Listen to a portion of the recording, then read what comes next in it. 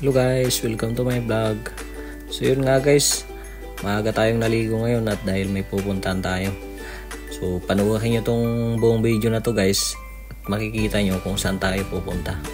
Yun guys, samahan nyo akong magpaporma at nang hindi tayo mawash dun sa pupuntahan natin guys. Kaya abangan nyo lang po yung full video na to at makikita nyo kung saan ako pupunta guys. Alam ko inaabangan ng lahat to kung saan tayo pupunta guys. Inaabangan nyo, makikipag-date tayo guys. So yun guys, baka ni Honjin na i-date yan guys. So yun nga guys, piplex ko nga pala yung kilo ko na yan. Yan pala yung unang nabili ko sa unang sahod ko nung dumating ako dito sa Japan guys. Kaya napaka memorable po sa akin yan na yan yung unang nabili ko. Yun nga guys, pinagmamayabang pa yung pabango guys. So yun guys, piniplex ko lang yung gamit kong pabango na bench guys. So sarap sa ilong yan guys, medyo matagal din mawala yung bango nyan.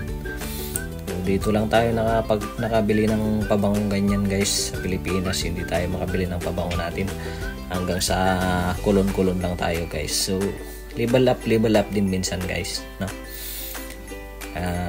Unang-una sa lahat, nagpapasalamat tayo sa taas dahil andyan yung full blessings na binibigay pa din sa atin. Hindi niya tayo pinababayan sa araw-araw natin.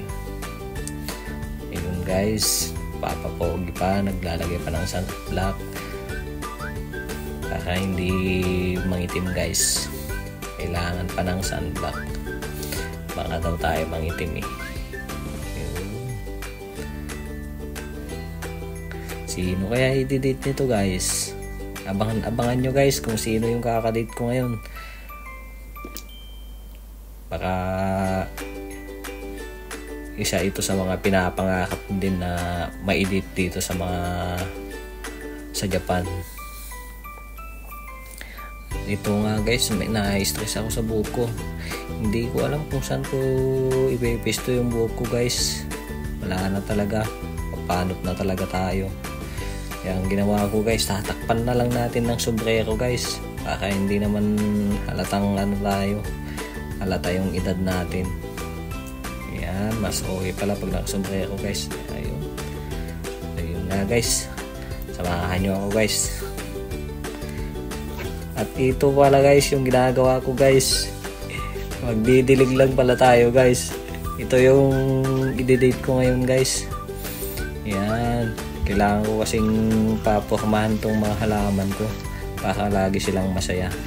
Ito pala yung laging nagpapasaya sa akin at ako lang naman yung laging papasaya sa kanila guys. Ayan, akala nyo may kadate na ako guys, no?